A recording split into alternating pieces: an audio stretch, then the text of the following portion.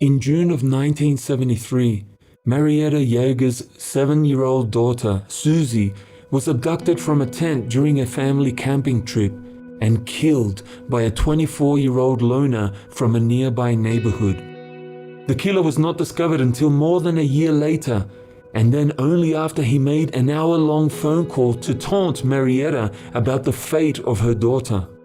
Marietta, a Catholic, had been taught to love her enemies, but she said her first reaction when she discovered her daughter had been taken was to want her daughter's killer dead. "I could have killed him with my bare hands," she confessed. But after days of prayer and serious argument with God, she said, "I realized that if I gave in to that desire for revenge, it would consume me. I would never be any good for anyone." That family tragedy changed her life. She worked hard at trying to imagine what battles the killer himself may have been going through in his own life to have made him behave so terribly. This led to her doing the unthinkable. She forgave her daughter's killer. In fact, it was her efforts to show understanding to the killer during his sick phone call to torment her a year after the abduction that led to the killer breaking down in tears while still on the phone. This message of love became a lifetime pursuit for Marietta Yeager as she went on to become a founding member of an organization called Journey of Hope, From Violence to Healing. Journey of Hope is a collection of people who have been victims or have been relatives of victims of violent crimes. They actively campaign against use of the death penalty, hoping that a life sentence may have more hope of changing the offender. For more than 40 years, Marietta Yeager has evangelically told her story all over the US in company with other forgiving victims of violent crimes. Such willingness to forgive leaves most ordinary people stunned, and yet it is the ultimate testimony of Christian faith, wiping away all prejudices against various other beliefs they may have. The Apostle Paul put it this way in describing the death of Jesus: "Scarcely for a righteous man will one die, yet peradventure for a good man some would dare to die. But God commended his love toward us, in that while we were yet sinners, Christ died for us." Christ instructed his followers to take up their crosses and follow him in this undying love, even for our enemies.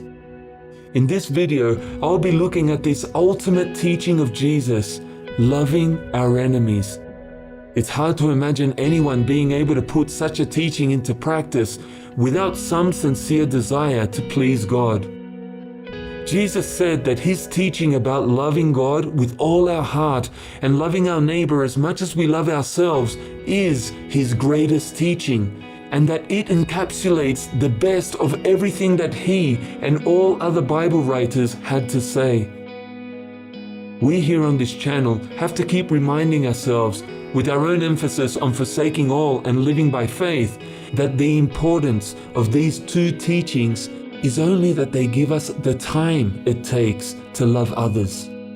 Love itself is the most important commandment. In practice, we have found it virtually impossible to be doing something for the purpose of making money and be doing it for the purpose of showing love at the same time. When we add the third instruction that we emphasize on this channel, that is, going into all the world to share this message of faith and love, it becomes obvious how necessary it is to stop working for money in order to be available for the kind of love that the teachings of Jesus demand. But when it comes to loving your enemy, often it is not at all necessary to quit your job in order to do it. Think about it. Feeding the hungry is not enemy loving.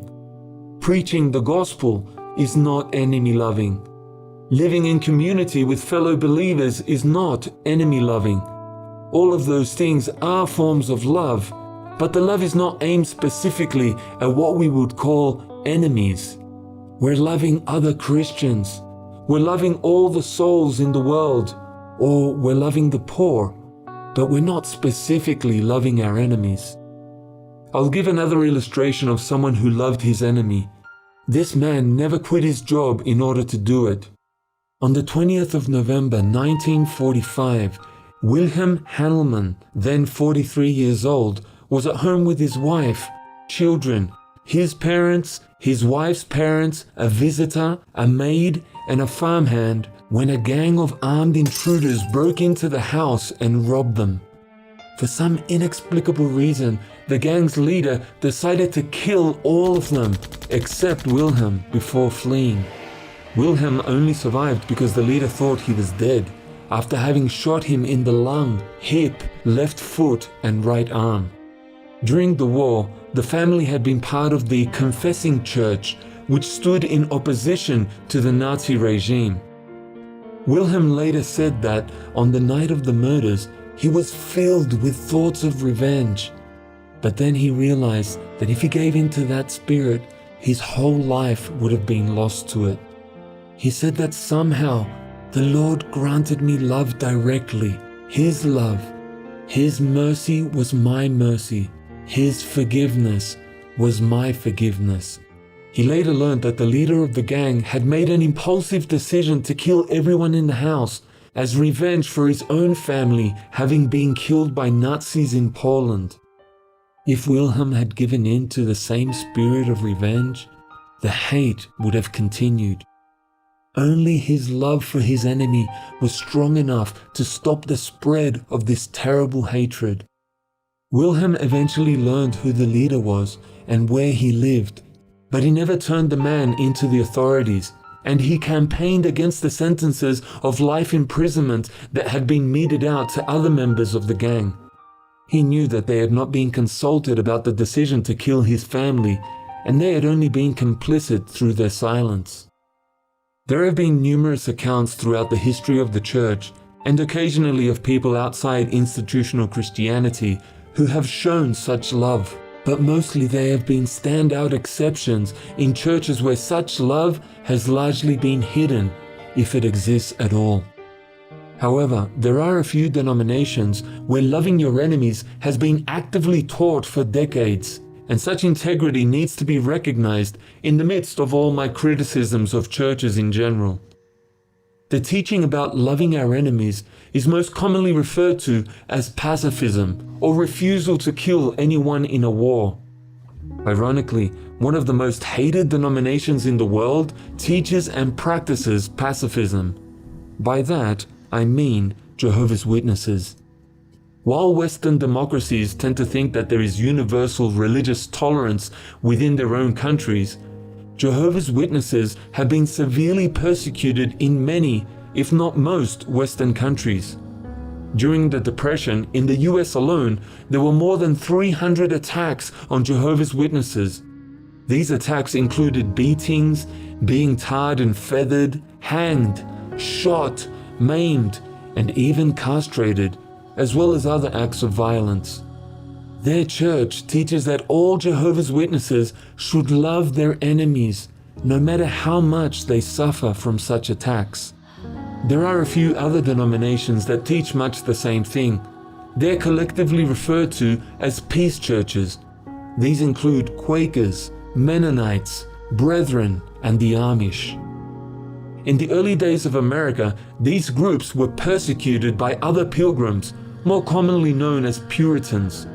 However, a prominent Quaker by the name of William Penn was able to get the King of England to give him an American colony to be used as a refuge for these pacifists. That state, Pennsylvania, was named after William Penn, and even today it is known as the Quaker State. The most extreme of the pacifist groups that settled in Pennsylvania were the Amish, a community of more than 60,000 members in Pennsylvania and an equal number in neighboring Ohio.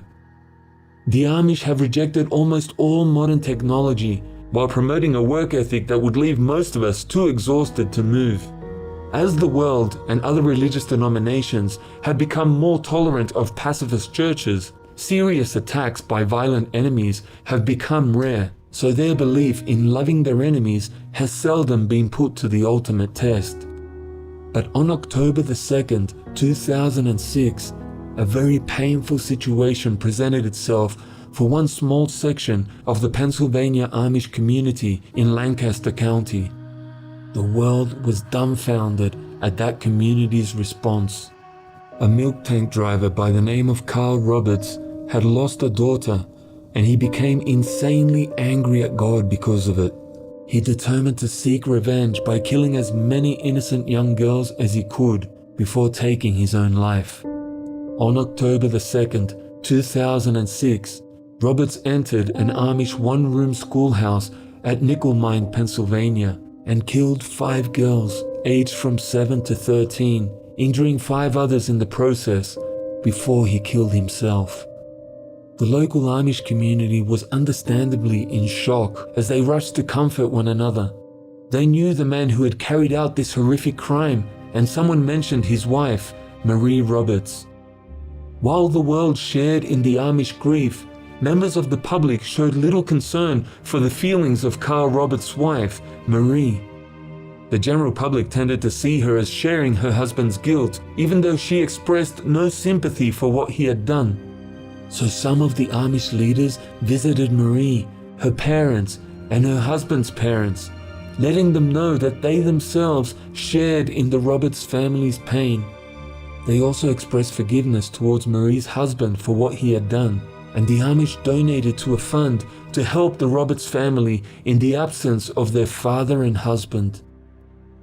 While the Amish traditionally do not allow non-members to attend their funerals, Marie was invited to attend the funeral of one of her husband's victims. A few Amish leaders were also present at the funeral of Carl Roberts himself in support of his grieving family. These people, and others like them throughout history, have shown overwhelming evidence of what Jesus taught and looked for in people everywhere. They loved even their worst enemies. One does not even need to be a professing Christian to qualify as an exception to what I have said about organized religion around the world, if they're able to muster the kind of love that Jesus lived and taught. When anyone shows such love for their enemies, I'm sure that God looks down and smiles. And with that, I wish to express my own appreciation for the peace testimony of such groups and such individuals, even if we believe differently in some areas. Thank you.